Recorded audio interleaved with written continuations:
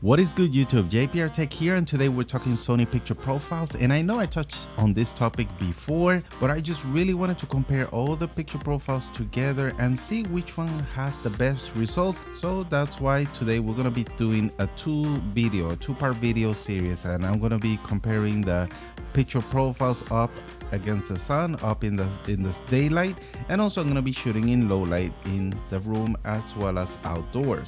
So we're gonna see how each profile is affected by the environment. And not only that, but all these comparisons will have an unedited clip as well as the edited clip, so you could get an idea of the flexibility and the room that you have with each profile.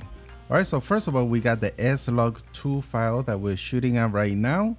We have the color mode is S gamut, and of course we got other small settings here there that I tweaked a little bit, but I'm just going to mainly focus on the gamma and the color mode, which those are the most settings that directly affect our picture.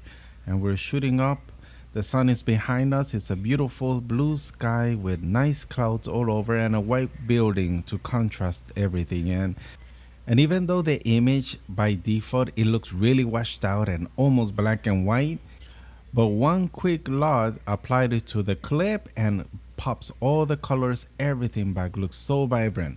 And more importantly, we protect and we keep all the highlights in the clouds and in the building. And that is one of the benefits I see of shooting S-Log outside. So now let's compare it up against Cine2. So up next we got the Cine profile number 2. Now this profile, I have it with the color mode Pro. I noticed that in some of the tests I've done, I tried Cinema and S-Gamma, and Pro seem to handle the shadows really well. And we know that Cine2 also protects the highlights very well, as seen in this clip as well. So I'm really liking the Cine2 in this setting.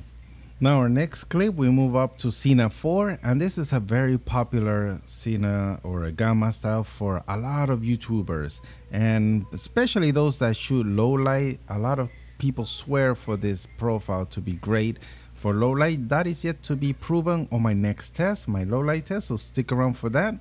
But for now, yeah, this is not bad actually. I do have the color mode in Pro, so it does keep nice contrast and my shadows really well. But I'm noticing a little bit of highlights are starting to clip around the building and the clouds. And with that said, I gotta give an edge to the Cine2 profile because it didn't clip the clouds or the building at all. And it had a really contrasty and nice color tone to everything, to the leaves and the building. So I really like that Cine2 in such a bright daylight. And finally, last but not least, we got the EOSHD Pro Color 3 profile. Now I'm using the default PP3 one, so all you users of the Color Pro know what I'm talking about. I can't really talk about the settings that I use inside. All I can tell you is that I am shooting, my gamma is in still and the color mode is in cinema.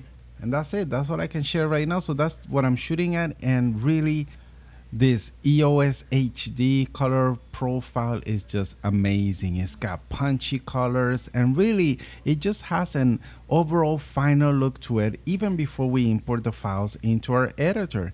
It's just barely have to tweak it after importing. So what you see is what you get.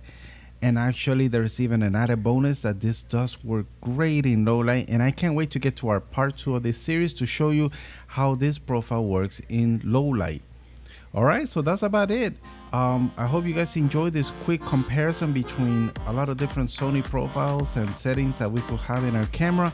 If you do have any questions or comments, put them down below. Again, thanks for watching, and I'll see you guys on the next one. Peace.